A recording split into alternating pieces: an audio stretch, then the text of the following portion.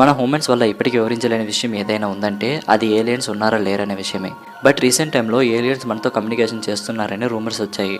ఆ రూమర్స్కి best ఎగ్జాంపులే August 15, 1977 రాత్రి 11:16 big year radio telescope ద్వారా ఒక బలమైన నారో బ్యాండ్ రేడియో సిగ్నల్ని కనుగొనబడింది. ఆ సిగ్నల్ 1 minute 11 seconds డ్యూరేషన్ మాత్రమే ఉంది. అసలు ఆ సిగ్నల్ని మనం ఏలియన్స్గా పిలువబడి క్రియేట్ చేస్తే పంపాయా లేదా ఇది కూడా ఒక రూమరేనా అనే ఇంట్రెస్టింగ్ విషయం గురించి తెలుసుకునే ముందు ఇంకా మా ఛానల్ని సబ్స్క్రైబ్ చేయకపోతే వెంటనే సబ్స్క్రైబ్ చేసుకుని నోటిఫికేషన్ని ఆన్లో పెట్టుకోండి. అప్పుడే వెంటనే మా అప్డేట్స్ మీకు తెలుస్తాయి.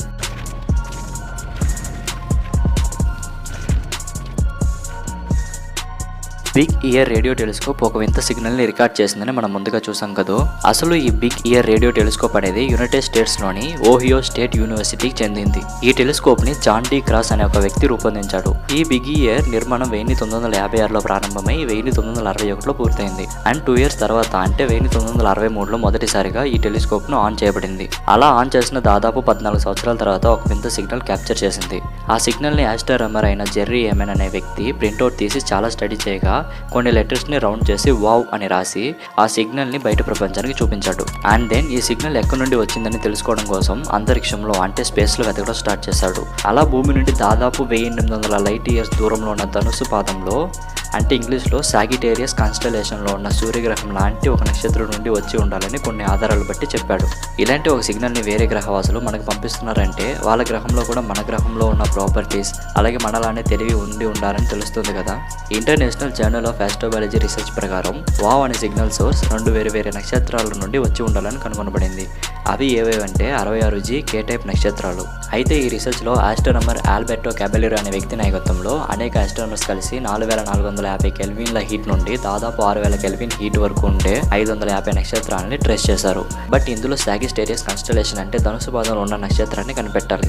అలా ఆ లైన్లో దాదాపు 5778 కెల్విన్ల హీట్ ఉన్న G టైప్ నక్షత్రాన్ని and same amount of kelvins ఉండే K టైప్ నక్షత్రాన్ని పరిగణలోకి తీసుకున్నారు. మనం ముందుగా చెప్పుకున్న నక్షత్రాలు కూడా ఇవే 66G అండ్ K టైప్ నక్షత్రాలు. అయితే ఈ రెండిట్లో ఒకటి మాత్రం సూర్యులానే ఉందని గుర్తించారు. అదే G టైప్ నక్షత్రం. ఈ నక్షత్రం ఉండే లొకేషన్ 2 Mars 1928198/2640123. మనకు వచ్చిన సిగ్నల్ 72 సెకండ్లు మాత్రమే ఉంటే ఆ సిగ్నల్లో ఏముందో ఎక్కడి నుండి వచ్చిందని తెలుసుకోవడానికి దాదాపు 45 సంవత్సరాలు పట్టింది. ఎందుకంటే ఇలాంటి ఒక సిగ్నల్ ఎప్పుడు రికార్డ్ అవ్వలేదు. అలాగే ఇలాంటి ఒక సిగ్నల్ని ఇంతకుముందు ఎవరూ కనిపెట్టలేదు. ఎలాగైతే ఎట్టగలకు G టైప్ నక్షత్రం నుండి సిగ్నల్ వచ్చిందని కనిపెట్టారు. వాళ్ళు పంపిన మెసేజ్ ఇప్పుడున్న టెక్నాలజీని బట్టి మనకు మొత్తం అర్థం కాకపోయినా తిరిగి రిప్లై ఇవ్వాలి కదా.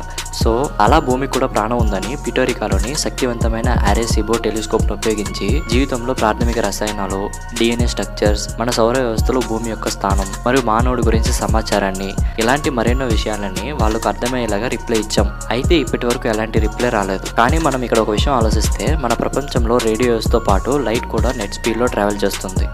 దీన్ని బట్టి ఆలోచిస్తే ఈ సిగ్నల్ని వాళ్ళు 1800 సంవత్సరాలకు ముందే పంపి ఉండాలి.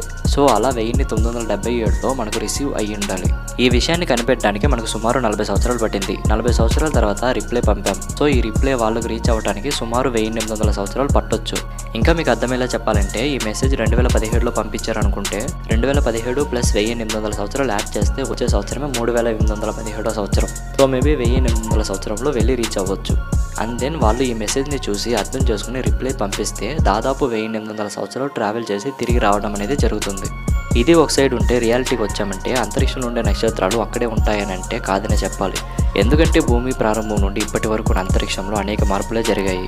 సో మనం పంపిన మెసేజ్ వెళ్ళి రీచ్ అయ్యే లోపల అంతరిక్షంలో ఆ గ్రహం ఉండొచ్చు ఉండకపోవచ్చు. మేబీ ఒకవేళ ఆ గ్రహం ఉండి మనం పంపిన మెసేజ్ రీచ్ అవ్వి రిప్లై పంపారంటే మనం కాదు మన వారసులు రిసీవ్ చేసుకుని ఆ మెసేజ్ని అర్థం చేసుకుని వాళ్ళతో కమ్యూనికేషన్ ఏర్పరచుకున్నారంటే బహుశా టెక్నాలజీలో ఇంప్రూవ్ అవ్వి వాళ్ళు ఉన్న గ్రహం మీదకి అలాగే స్పేస్లోకి ఈజీగా ట్రావెల్ చేయొచ్చు. అంతే గైస్ ఈ వీడియోని లాస్ట్ వరకు చూసి ఉంటే కనుక ఒక లైక్ చేసి మీ ఫ్రెండ్స్కి షేర్ చేయండి.